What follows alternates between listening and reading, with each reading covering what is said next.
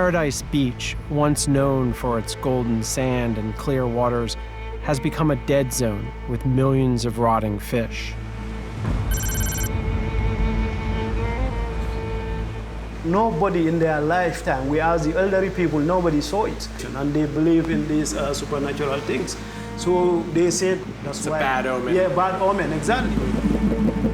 Crabs, fish, everything was completely dead. Wow. Even all the plants surrounding that place are all died. Turned red. They all died. And the water, there's no living thing in that water. Locals have been quick to link these apocalyptic scenes to the Chinese factories now dotting these shores. These fish meal plants promise employment, infrastructure, and a potential solution to a global food supply crisis. But at what cost? 2/3 of the planet is covered by water. It's our planet's wildest frontier, breathtaking as much as it is vital to all life. A place of discovery and endless reinvention, a metaphor for freedom, as well as a profoundly dystopian realm where the darkest of all humanities play out. Over 50 million people work at sea, and human rights and environmental abuses often occur with impunity. 6 of you. 6 people we are sleeping in here. So hot. This is I've never ever seen this bad. My name is Ian Urbina. As a journalist, I've spent the past decade reporting from this lawless frontier. I run an investigative journalism organization called the Outlaw Ocean Project that reports about crimes happening in this space.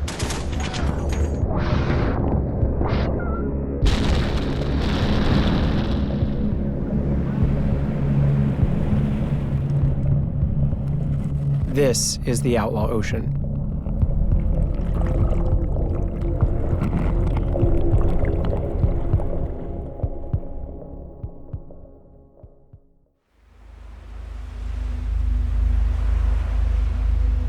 The 5,500-kilometer coastline of West Africa is home to some of the most diverse waters in the world.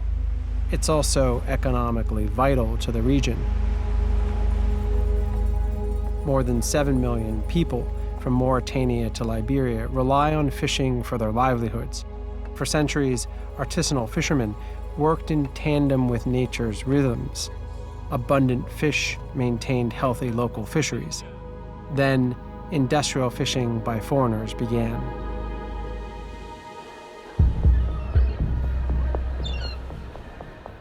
We have to start perhaps in 1880, when the Brits deployed the first steam trawlers, and they emptied around the British Isles the stocks of fish that had accumulated over centuries in a decade or so. And they had to fish further offshore. And basically that phenomenon reproduced itself in every country of the world. The biomass, the amount of fish in the water, has declined. We have wiped out 90% of the big fish, and that is very hard for people to conceive.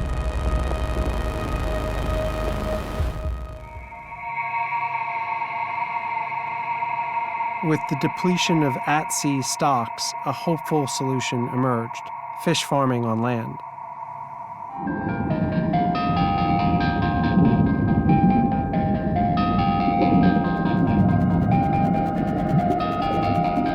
Aquaculture is often framed as both sustainable and a scalable way to feed the world, but there is a catch. Industry routinely chooses to feed powdered wild fish to their farmed fish in order to fatten them up and sell them faster.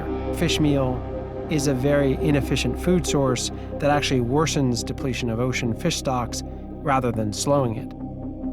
Fish meal is a product that you get out of fish little fish, they are ground up. They are not treated like fish for human consumption, and they are put in grinding machine, and they are then dried in a reduction plant, and then you get powder.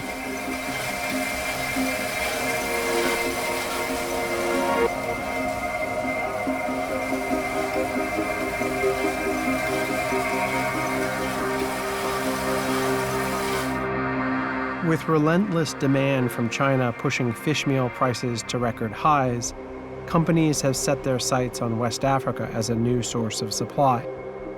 Gambia is the target. Stocks are still relatively robust compared to the rest of the oceans.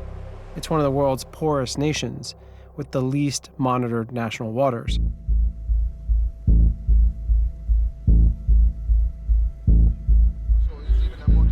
My team and I joined local journalist Mustafa Mane, who has spent years investigating the impact of 14 fish meal factories that have popped up in Gambia and neighboring countries. Where are we right now? We're at Gunjur, just close to the Golid factory. Do you think it's safe for me to try and sneak some shots with this phone? It's risky. It's really risky because you can be attacked, you can be assaulted. They are very aggressive because they don't compromise. Okay.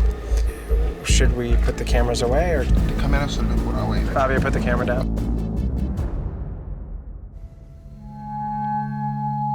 Not only does the industry create food security issues, but it also destroys local tourism with rancid-smelling emissions and pollutes local waters as the factories dump toxic waste.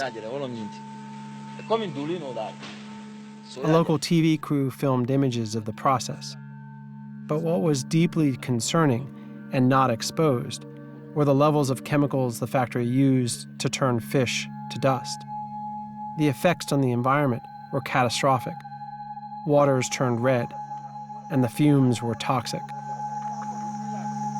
The smell is unbearable. Microbiologist Ahmed Manjang analyzed the water and found it contained double the amount of arsenic and 40 times the amount of phosphates and nitrates deemed safe. Locals destroyed a pipe that was pumping waste into the ocean. Activists were arrested, but the pipe was restored.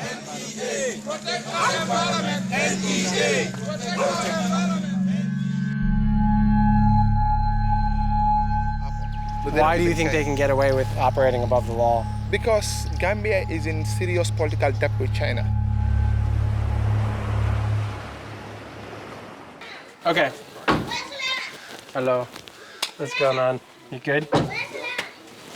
I went to Manjang's home.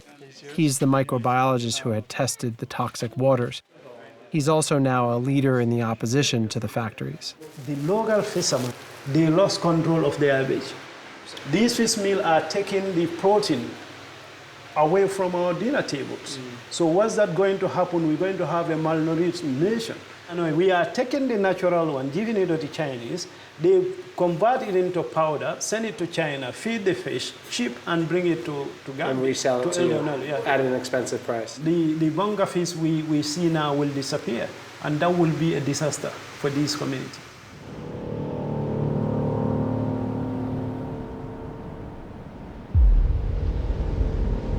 The ocean conservation group Sea Shepherd began to patrol Gambian waters to help the local Coast Guard. I was invited on board.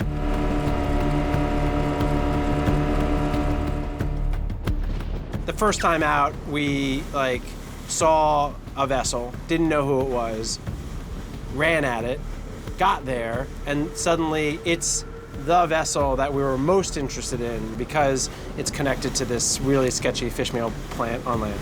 Good. Can you repeat, please? I repeat. That ladder, okay? I cannot, but we need to keep a hold of the ship, because I cannot continue.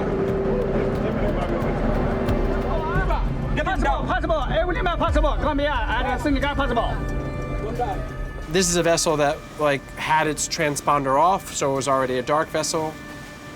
But even worse, it had no fish log.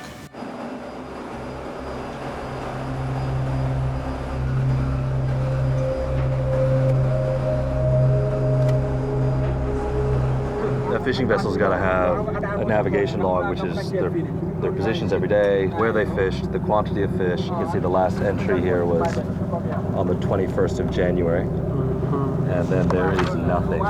Then this is a dark ship. Who knows where they fished?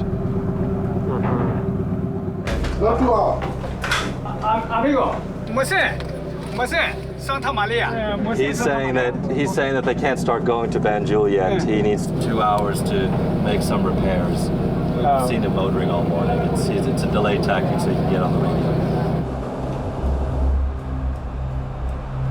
The captain of the ship was not particularly cooperative, and the Sea Shepherd crew and the Gambian fishery and Navy officers told him he was under arrest and ordered him to bring his ship into port.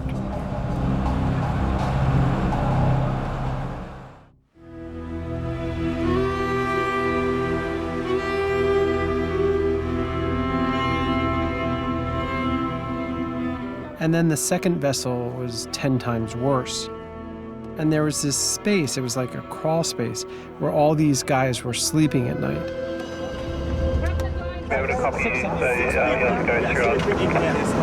So hot. Fabio, I've never ever seen this bad. Sometimes we close here, but the water still is coming in. Few things rattle me these days, but for some reason, that space really rattled me.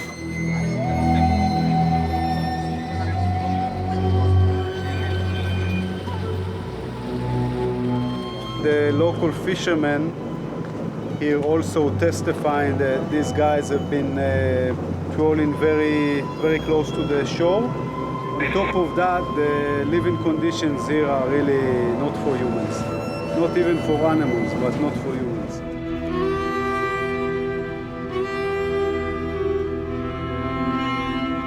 We saw how rules were broken with impunity to meet government-imposed quotas, but also how these trawlers fished well beyond demand of the fishmeal factories, leading to massive discarding of dead fish back into the ocean.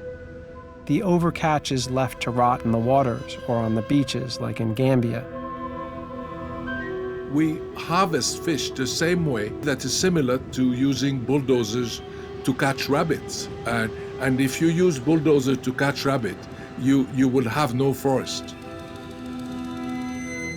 Our use of aquaculture is ironically accelerating the very problem we set out to solve. Rather than slowing the depletion of fish stocks, aquaculture is speeding it up because of fishmeal. And ultimately, it is the poor and our oceans that continue to pay the price for our ferocious appetite. I will run and come back, but I will never stay away, because I believe one thing, that is, if Gambia is destroyed, it's destroyed for us. And if Gambia is made for us. And I always ask myself one question, that is, what is going to be my answer if my children or my grandchildren happen to ask me, what were you doing when all this environmental destruction was happening? I always want to have the answer. And that's the main reason, that's why I keep speaking to people. I keep doing what I should do. I keep raising the awareness level of people, because awareness raising is key.